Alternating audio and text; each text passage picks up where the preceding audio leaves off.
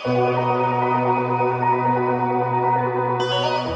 kaibigan, mga kababayan, maligayang pagbabalik ho sa Weather Pinas. Patuloy nating minomonitor ang pagkilos at galaw nito nga pong si Super Typhoon Nando. Ngayon po ay unti-unti pong lumalapit siya sa ilang bahagi ng Batanes at Babuyan Islands. Itataas din po ang signal number 4 at signal number 5 ngayong araw din po ng Lunes. Kung bago lang ho kayo, kahit isang like lang, okay na ho ako doon. Sa pinaka-latest na weather update natin, ito pong si Super Typhoon Nando ay huli pong namataan 245 kilometers east of Calayan, Cagayan. At meron po siyang lakas ng hangin ngayon. No? Pumalo na po ito sa 205 kilometers per hour, malapit po sa may gitna. At bumubugso naman hanggang sa 250 kilometers per hour. Yung pagkilos po niya medyo bumilis naman pa west northwestward sa bilis po na 20 kilometers per hour. Papakita ko sa inyo yung pinaka live na weather radar, yung pinaka pagkilos at galaw nga po nitong si Super Typhoon Nando. So tignan nyo mabuti. Ayan ho siya ngayon, no? At papalapit po siya ng papalapit sa Babuyan Islands. At nakataas na rin po sa ngayon, no? Ang signal number 4 hanggang signal number 5 sa mga lugar po dyan. So pinag-iingat po mga kaibigan, isa-isahin natin yung mga lugar na direktang matatamaan nito, yung mga una at huling pong maaapektuhan. Yung mga lugar po dyan sa extreme northern Luzon, Batanes, Babuyan Island, Cagayan, mainland Cagayan, pinapalikas na ho kahapon pa at dapat ho nakinig tayo sa abiso, no, ng ating lokal na pamahalaan. So dahil po dito kay Super Typhoon Nando, nakataas na po, no, ang signal number 5. Ito, makinig ho kayong mabuti, napaka-importante nito. Signal number 5 tayo na meron pong warning lead time, mababa o maiksi lamang yung warning lead time nito. 12 hours ay mararanasan po yung epekto. Sa loob ng 12 hours, itong signal number 5. Pwede ngayon sa mga susunod na mga oras na meron pong lakas ng hangin na umaabot na sa 185 kilometers per hour. So yung mga lugar na apektado ng signal number 5, eto po, kasama po dyan ang northern portion po ng Babuyan Islands, ang ilang bahagi ng Calayan, Cagayan, yung mga lugar ho na yan ay sobrang maapektuhan.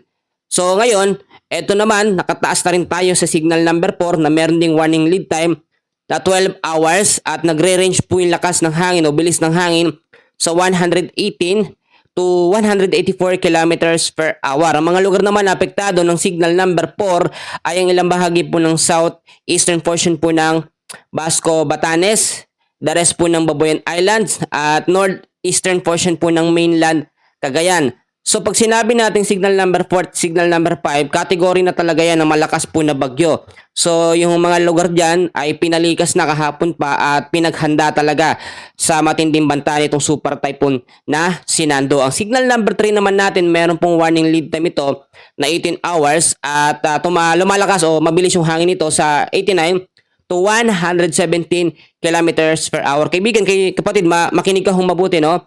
Ang signal number 3, apektado ang ilang bahagi po ng Batanes, the northern and central portion po ng mainland Cagayan, kasama po dyan ang northern portion po ng Apayao at ilang bahagi din po ng northern and central portion po ng Ilocos Norte. Yung mga lugar ho na yan ay apektado po ngayon ng signal number 3. So yung mga lugar na apektado niyan, mag-ingat po tayo sa banta na malalakas na hangin at bugso-bugso ng mga pag-uulan. Ang signal number 2 naman natin ay merong warning lead time na 24 hours, 62 to 88 kilometers per hour ang lakas ng hangin. Ito ho mga lugar na apektado.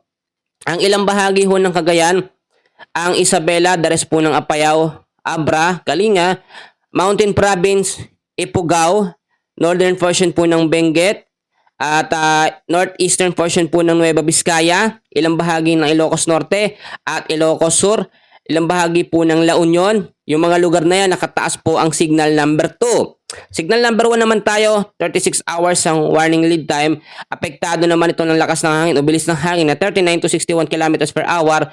Ang ilang bahagi ho ng Quirino, the rest ho ng Nueva Vizcaya, the rest ng Benguet, the rest po ng La Union, Pangasinan, Aurora, Nueva Ecija, Bulacan, Tarlac, Pampanga, Zambales at northern portion po ng Quezon.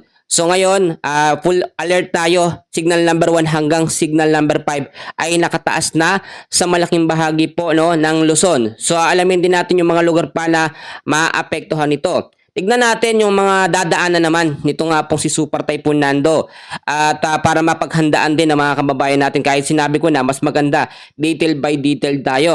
At inaasahan po mamayang alas 2 ng hapon, dadaan po itong si Super Typhoon na Nando sa coastal water po ng Babuyan Islands, Calayan, Cagayan, no? At merong lakas ito na 215 kilometers per hour. Ibig sabihin, itong lakas ng hangin ngayon ni Super Typhoon Nando ay mas lalakas pa sa mga susunod na mga oras. Pagdating naman po ng kinabukasan, September 23, sa ganap po na alas 2 ng madaling araw, 235 kilometers west of northwest of Calayan, Cagayan naman ang dadaanan po nitong si Super Typhoon Nando. At pagdating naman po ng September 23 pa rin, Martes pa rin po, alas 2 ng hapon, 510 kilometers west of Basco, Batanes. At yan nasa labas na ng ating Philippine Area of Responsibility. Pero hindi ibig sabihin na ito ay nakalabas na o papalabas na ng ating Philippine Area of Responsibility. Wala na itong magiging direktang epekto. Kung mapapansin nyo, yung pinaka-sirkulasyon po ng hangin nitong si Super Typhoon Nando, masyadong malawak po ang kanyang nasasakop. Bukod dyan, meron pa tayong nakikita panibagong banta ng isang bagyo.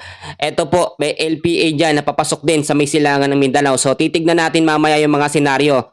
Ang nangyayari kasi dito, hinahatak o mahahatak itong si Super Typhoon Nando ng panibagong sama ng panahon. Kaya maging handa at maging alerto po tayo sa mga posibilidad na pwedeng mangyari. Dahil po sa sobrang lakas itong si Super Typhoon Nando ay nakataas po tayo ngayon. Meron tayong heavy rainfall warning na nakataas sa ilang bahagi ho ng Luzon. So iisa-isahin natin yung mga lugar po na apektado. So meron po tayong ine-expect ngayong araw po ng Lunes na 200 mm sa dami ng pag-uulan sa Batanes, Cagayan, Ilocos Norte, Ilocos Sur, Abra at Apayao.